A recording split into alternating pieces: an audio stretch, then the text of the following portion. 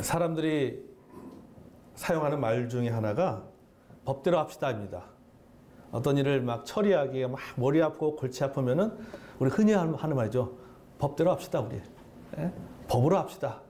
이런 말들을 많이 합니다. 여러분, 이 법대로 합시다라고 하는 말이 나올 정도면요, 이미 상황이 심각한 지경에 이르다라고 하는 것이죠. 부부간에 서로 법대로 합시다 이렇게 말하면요, 이미 끝장난 사이입니다. 안 그렇습니까? 그죠? 끝장난 사이예요. 거래하는 사업체 간에 서로 우리 법대로 처리합시다 하면요, 이미 그 거래 관계는 끝나버린 겁니다. 이 교회도 마찬가지예요.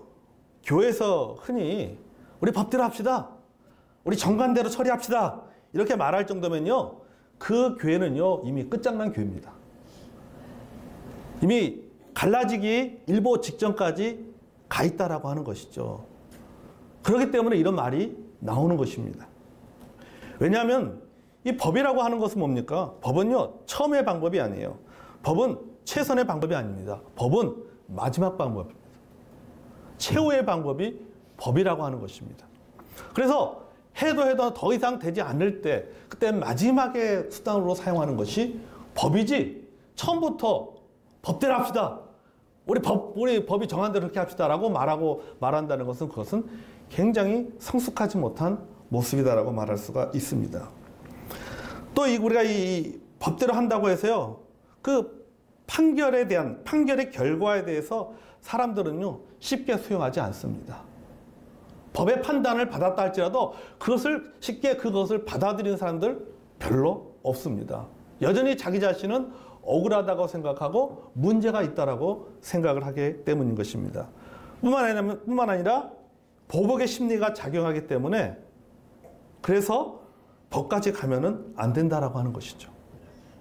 교회 중에서도 보면요, 법정 다툼으로 싸우는 교회들이 있습니다. 아까 말씀한 여러분, 이 서로 법으로 싸울 정도가 되면요, 그 교회는요 볼장 다 본 거예요. 세상으로부터 망신은 망신대로 당하고, 하나님의 영광은 가리고, 교회나 또 교회 안의 성도들은 서로 깊은 상처를 받게 된다라고 하는 것이죠. 그래서 실제로 우리가 법으로 싸워서 이긴다 할지라도 사실은요 모두가 다 패배자가 되고 마는 겁니다. 교회도 상처를 입고 교회 안의 성도들도 깊은 상처로 남는 겁니다. 결국 뭡니까?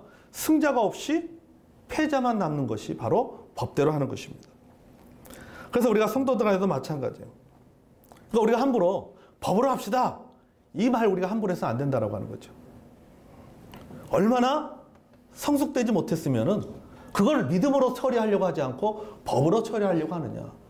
그것은 성숙하지 못한 모습을 그것을 보여주는 하나의 증거라고 말할 수가 있는 것입니다. 그래서 여러분, 성도들은 웬만하면은, 이 성도들은 그런 것 같아요. 우리 보면 어떤 문제가 있으면 이것을 자꾸 법으로 하려고 하는데, 왜 법으로 하려고 하냐면요, 왜 그런지 아세요? 어떤 문제가 있을 때 이 문제를 가지고 하나님 앞에 나가지 아니하고, 하나님 앞에 이 문제를 가지고 기도하지 아니하고, 거기서 법으로 하려고 하는 이유가 있는데, 그 이유가 뭐냐면요, 하나님 앞에 나가면요 답이 뻔해요. 사랑하라, 이해하라, 용서하라, 관용하라. 답이 뻔하거든. 답이 뻔하기 때문에 하나님 앞에 나가지 않는 거예요. 법으로 처리하려고 하는 거예요. 자기 자신이 손해볼 것이 뻔하기 때문입니다. 승소해서 자신이 옳았음을 세상에 알리고 자존심을 세우기 위해서 법으로 하려고 하는 거죠. 그래서 하나님 앞으로 나가지 않고 세상의 법정으로 가져나갑니다. 고린도 교회 성도들이 그랬어요.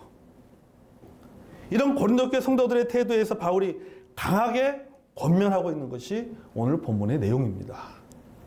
오늘 본문의 요지는 다음과 같아요. 첫째는 뭐냐면은, 성도들 사이에 어떤 문제가 생겼을 때 그것이 민사 문제든 생활 문제든 이해관계 문제든 간에 세상의 법정으로 가서는 안 된다. 둘째, 그런 문제를 어떻게 해결해야 되는가에 대한 대안 제시를 하고 있어요. 셋째, 피해자와 가해자의 태도에 대해서 말하고 있는 것이 고린도전서 6장 본문 전체의 내용입니다. 여기 불의한 자라는 표현은 불의를 행한 악한 사람을 말하는 것이 아니에요. 문자적으로 보면은 불의를 행한 악한 사람이라고 생각할 수 있는데 그게 아닙니다. 원어적인 의미를 살펴보면요, 안 믿는 사람을 의미합니다. 그러니까 도덕적인 문제가 아니라 종교적 차이를 말하는 거예요. 그러니까 여기서 말하는 불의한 자는 안 믿는 사람을 말하는 것이고, 성도, 뒷부분에 나오는 성도라는 말은 말 그대로 믿는 사람을 말하는 것이에요. 그러니까는 이 민사적인 문제에 있어서, 이해 충돌의 문제에 있어서 안 믿는 사람과 믿는 사람, 불신자와 신자의 차이가 무엇인가를 말해주고 있는 것입니다. 여러분, 불신자와 신자, 안 믿는 사람과 믿는 사람의 차이가 문제가 뭐예요? 문제를 풀어가는 방식 자체가 다르다라고 하는 겁니다. 어떤 이해 충돌의 문제가 발생했을 때 이걸 풀어가는 방식이 달라요. 불신자 같은 경우에는요, 안 믿는 사람들 같은 경우는요, 문서화된 법대로 일을 처리합니다. 그들에게는요, 하나님의 법이 없어요. 뭐만 존재하는 거예요? 세상법만 존재하는 거예요. 세상법만. 문제가 해결하는 방식에 있어서 하나님의 말씀도 없고 사랑도 없습니다. 오로지 눈에 보이는 증거만을 가지고 일을 처리합니다. 그래서 때로는 법을 악용하여서 공평하지 못한 판결을 만들어낼 수도 있습니다. 또 그렇게 만들어내기도 합니다. 하지만 성도는 다릅니다. 물론 믿는 사람들 가운데도 보면요, 이 법을 교묘하게 악용을 하고 또 증거를 조작하는 사람들도 있어요. 사실은 믿는 사람들 가운데서요, 아주 교묘한 방법으로 법을 악용하는 그런 사람들도 있습니다. 그래서 어떤 자신의 어떤 이익을 창출하고 때로는 어떤 승소해서 이기는 그런 사람들도 있습니다. 하지만은 성도라고 하면요, 내가 진짜 성도라고 하면, 예수 믿고 구원받은 하나님의 자녀라고 한다면 하나님의 말씀이 우선입니다. 아멘? 하나님의 말씀이 우선이에요. 여러분, 하나님의 사랑의 법으로 문제를 풀어간다라고 하는 것입니다. 이거 뭐예요? 풀어가는 방식이 완전히 다른 거예요. 안 믿는 사람들은 이것을 법적으로 이 문제를, 세상의 법을 통해서 법으로 이 문제를 해결하려고 하지만은, 믿는 사람들이라면은 적어도 그 문제를 풀어가는 방식에 있어서는 하나님의 말씀, 다시 말해서 하나님의 말씀에 기초한 하나님의 법에 따라서 이 문제를 풀어간다라고 하는 것입니다. 바울이 고린도 교회 성도들을 책망한 이유가 바로 여기에 있는 겁니다. 교회 안에 일어난 문제를 가지고 세상법으로 처리해가는 거예요. 하나님의 법, 말씀대로 모두가 믿는 사람들이기 때문에 이 문제를 하나님의 말씀으로 처리해 가려고 하지 않고 세상의 법으로 처리해 가려고 하기 때문에 바울이 그것에서 책망하고 있는 거예요. 너희들이 얼마나 성숙되지 못했으면 이렇게 문제를 처리해 가느냐, 이 말이에요. 왜 성도 간에 이 민사의 문제를 신중하게 생각하지 않고 너무 쉽게 세상의 법정에 그것을 맡기느냐. 성도 간의 문제는 세상의 법정으로 가서는 안 된다, 이 얘기를 하고 있는 겁니다. 여러분, 바울이 세상의 법정으로 가져가는 것을 반대하는 구체적인 이유가 있습니다. 첫째는 신학적 이유입니다. 성도가 세상의 재판관이기 때문입니다. 그러니까 너희들이 세상을 심판하게 될 것이다, 이렇게 말씀하고 있는 겁니다. 그러니까 세상을 심판해야 될 사람들이 거꾸로 세상으로부터 심판을 받는다 라고 하는 겁니다. 세상을 심판할 사람들이 이 작은 문제조차도 스스로 판단해서 풀 수가 없어서 세상의 법정에 맡기는 것이, 이것이 얼마나 부끄러운 일이냐. 하나님이 너희들에게 세상을 심판할 권리를 주셨는데 하나님 주신 권리를 포기하는 것 같다. 이게 얼마나 어리석은 것이냐 라고 하는 것에 대해서 바울이 말하고 있는 겁니다. 여러분, 최근에 와서 문재인 정부가 들어서서 사법농단이라는 이름으로 전직 대법원장, 그 다음에 또 법관들이 재판을 받습니다. 여러분, 이게 얼마나 사실 창피하고 부끄러운 일입니까? 엊그저께만 해도 이 판사석에 앉아서 판결하던 사람들이 피고의 자리에 앉아서 법정 다툼을 벌입니다. 법리 다툼을 벌입니다. 저는 그걸 보면서 그런 생각이 들어요. 야, 뭐 누가 옳으냐 그러냐, 죄의 어떤 그 유무를 떠나서, 옳고 그름을 떠나서 그 자체가 부끄러운 거예요. 여러분이 한번 생각해 보십시오. 내가 엊그저께만 해도 판결 내리는 판사였는데 이제는 피고석에 앉아있다고 생각해 보십시오. 나중에 어떤 그런 법적인 결과가 밝혀지겠지만은 그 자리에 앉아있다는 그 자체만 가지고도 그 본인은 그것이 엄청나게 자존심 상하는 겁니다. 엄청 부끄러운 거예요. 고린도교회 성도들이 그와 같다는 말입니다. 바울이 말하는 말이 그예요. 너희들이 그 자리에 앉아있는 그 자체만 가지고도 너희들은 그것이 부끄러운 것이다. 그 부끄러운 것을 알라고 하는 얘기예요. 그래서 잘못됐다는 겁니다. 그래서 세상의 재판정으로 가져가는 것이 잘못됐다. 두 번째 이유는 도덕적 이유입니다. 성도가 심판의 기준이기 때문입니다. 여기 본문에 그렇게 말하고 있죠. 세상도 너희에게 판단을 받겠거든. 이런 단어가 있죠. 무슨 말인가 하면요. 세상의 심판 받을 때 그 기준이 누가 기준이 되느냐라고 하는 거예요. 누군가 하면 성도라는 말이에요. 성도가 기준이 된다. 세상은 성도를 표준화해서 심판받는다는 겁니다. 그러니까 우리가 기준이라고 하는 겁니다. 우리의 삶의 기준이라는 거예요. 우리의 삶의 기준. 자로 말하면 우리가 뭡니까? 우리가 잣대예요. 30cm 막대자예요, 막대자. 너희들이 30cm 막대자고 너희라고 하는 그 그리스도라는 30cm 막대자로 다른 사람이 이게 몇 cm인가, 뭐 5cm인가, 10cm인가, 20cm인가 판단을 하는 건데 그 자체가 뭐가 없어진 거예요? 30cm 막대자 자체가 없어져 버린 거예요. 뭐가 기준이 없어져 버린 거예요, 기준이 없어진 거예요. 성도를 표준으로 심판을 받는데 문제를 풀어가는 방식에 있어서도 세상의 법이 기준이 아니라 모든 문제를 하나님의 법으로 처리해가는 우리의 방식이 기준이 되는데, 그리스도인의 방식이 기준이 되는데 그 기준은 뭡니까? 버려버린 거죠. 그것에 대해서 좀 책망하고 있는 겁니다. 그게 잘못됐다는 거죠. 여러분, 하나님의 법이 무엇입니까? 하나님의 법의 기본은 사랑입니다. 아멘? 사랑이에요. 사랑이 법입니다. 하나님을 사랑하고 이웃을 사랑하는 것이 하나님의 법입니다. 그러므로 우리는 하나님의 법을 지켜야 됩니다. 아멘? 법대로 하자면 누구의 법대로 해야 되는 거예요? 하나님의 법대로 해야 됩니다. 아멘? 이것이 기준이에요. 하나님의 이 기준에 따라서 심판한다는 말입니다. 셋째는 뭐냐면 신앙적 이유입니다. 성도에게 충분한 판단의 능력이 있기 때문이에요. 어떤 문제가 발생했을 때 이 문제를 가지고 충분히 판단할 능력이 성도들에게는 있다라고 하는 겁니다. 여기 본문에 보면요. 지극히 작은 일을 판단하기를 감당하지 못하겠느냐. 이 말은 뭐냐면 너희들에게는 이것이 큰 일인지 작은 일인지를 판단할 수 있는 능력을 충분히 가지고 있다라는 그런 의미입니다. 큰 일을 심판하게 될 사람들이 왜 작은 일을 심판하지 못하느냐라고 하는 거죠. 너희들에게는 그것이 충분한 능력이 있다. 너희들은 문제를 풀어가는 방법도 알고 있고 어떤 그 해답도 알고 있다는 말이에요.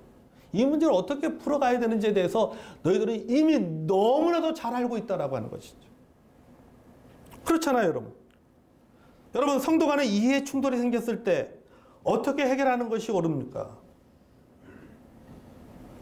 하나님의 원하시는 방법이 무엇인지, 성도 간에 덕을 세우는 것이 무엇인지를 잘 알고 있습니다. 또 성령께서 가르쳐 주십니다. 기도하면 얼마든지 기도하면 알게 되는 거예요. 기도하면 문제를 해결할 방법이 보입니다. 하나님께서 이 문제를 어떻게 처리해 가야 되는지 하나님께서 보게 해 주십니다. 그런데 문제는 뭐냐면요. 기도하지 않는다라고 하는 게 문제예요. 성령의 음성에 귀 기울려고 하지 않습니다.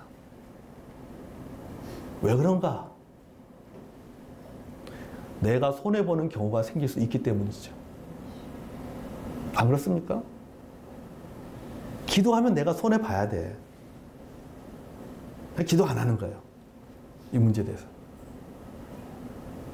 내 방식대로 처리하는 거예요. 내 방식대로. 내 자존심이 허락하지 않기 때문입니다. 내 감정이 이를 용납하지 못하기 때문입니다.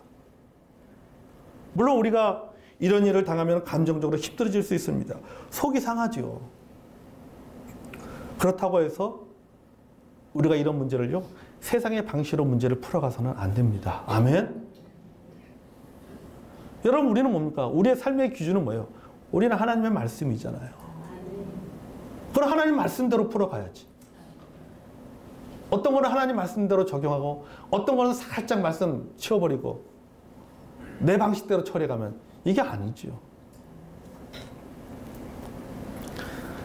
여러분, 우리는 하나님 말씀대로 그 문제들을 풀어가야 됩니다. 그렇지 않고 우리가 세상의 방식대로 우리가 문제를 풀어가면 안 됩니다. 왜 그런지 아세요? 하나님의 영광이 가리기 때문에. 교회 이미지가 실축됩니다.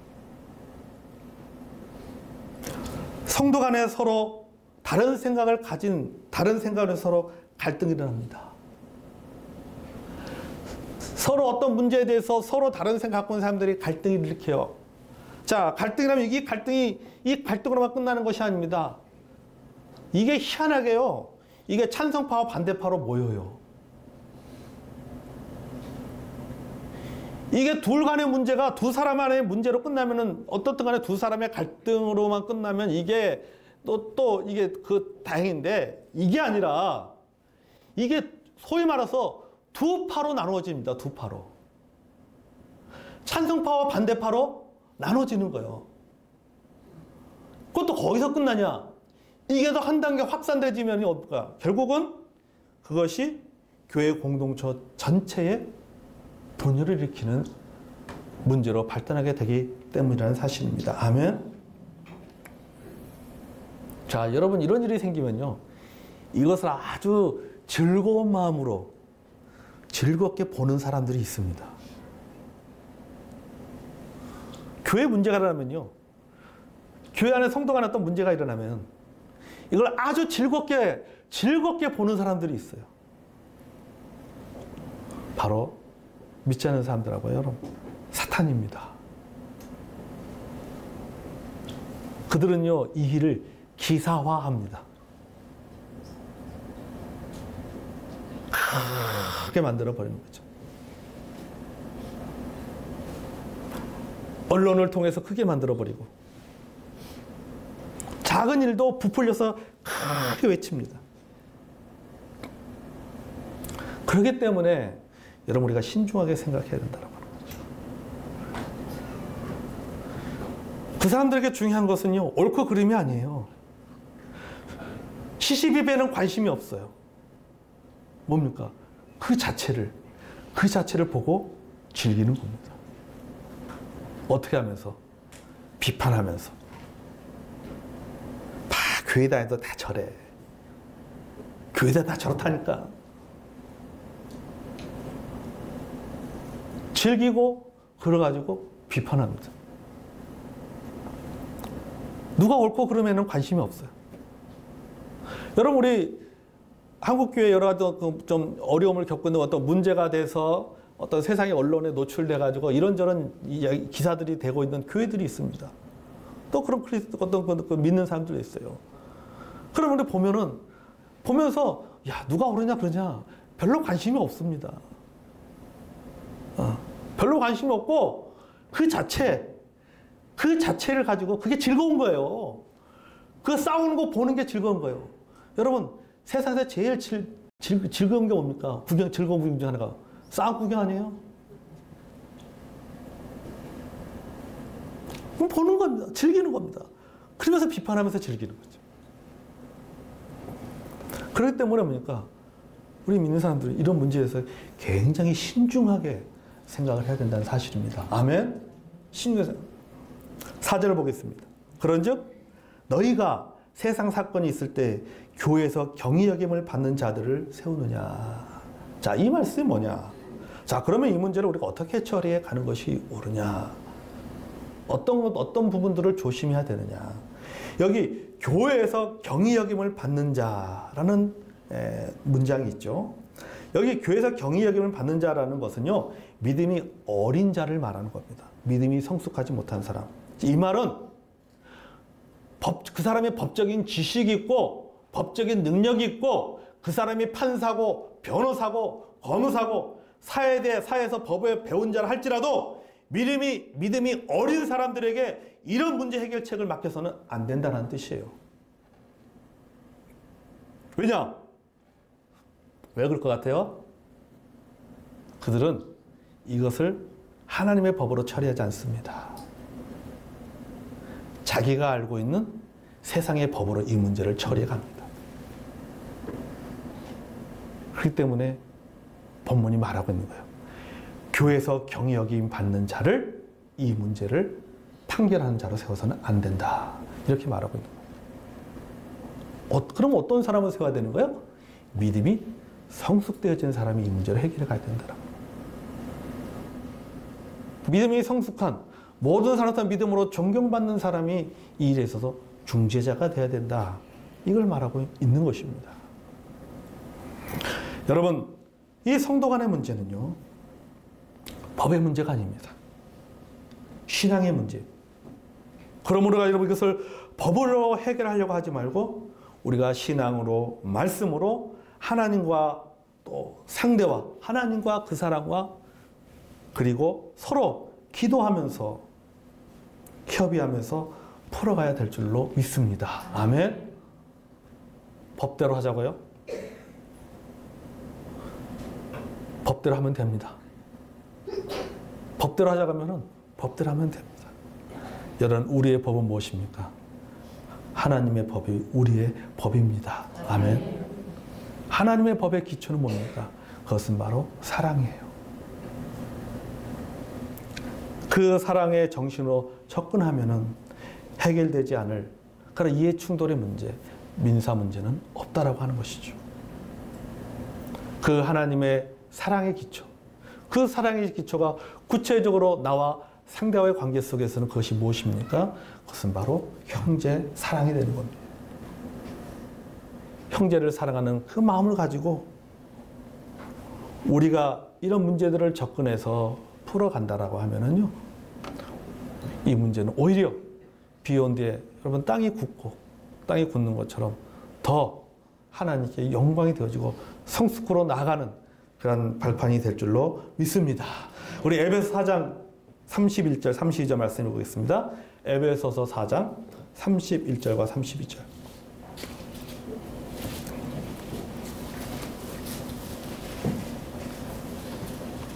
자, 31절, 32절 같이 읽었습니다. 시작. 너희는 모든 악독과 노함과 분냉과 떠드는 것과 비방하는 것을 모든 악의와 함께 버리고 서로 친절하게 하며 불쌍히 여기며 서로 용서하기를 하나님이 그리스도 안에서 너희를 용서하신과 같이 하라. 아멘. 여러분, 이 말씀이 뭡니까? 이 말씀이 하나님의 사랑의 법 아니에요. 그렇죠? 이 말씀을 원리로 삼아서 문제를 풀어나간다고 생각해 보십시오. 오히려 여러분, 문제는 쉽게 풀립니다. 서로가 상처받지 아니하고 오히려 서로가 그리스도 안에서 더 끈끈한 사랑으로 하나가 될 수 있는, 또 좋은 결과를 만들어낼 수 있는 그런 결과를 이루게 될 줄로 믿습니다. 아멘. 함부로 법대로 합시다라고 말하지 마십시오. 세상 사람들은 쉽게 법대로 합시다라고 말한다 할지라도 우리 믿는 사람은 함부로 법대로 합시다라고 말해서는 안 됩니다. 우리는 법 이전에 우리에게 중요한 것은 하나님의 뜻이에요. 하나님의 법이에요. 하나님 앞에 기도해야 돼요. 기도하고 하나님이 원하시는 것이 저는 분명한 확신이 있어요. 우리가 기도하면요, 하나님께서 문제를 해결할 수 있는 지혜를 주십니다. 아멘. 문제를 우리가 기도하지 않기 때문에 보이지가 않는 거예요. 기도하지 않기 때문에 보이지 않고, 기도하지 않기 때문에 그때는 신앙이고 뭐가 없이 감정부터 먼저 부딪히는 겁니다. 그래서 그 문제를 풀어나게 된다는 사실을 여러분 기억하시고, 하나님이 우리를 용서하신 것처럼 우리도 서로 용서하면서 또 형제의 사랑의 마음을 가지고 접근한다면은 이 법의 문제는 쉽게 풀어지게 될 줄로 믿습니다.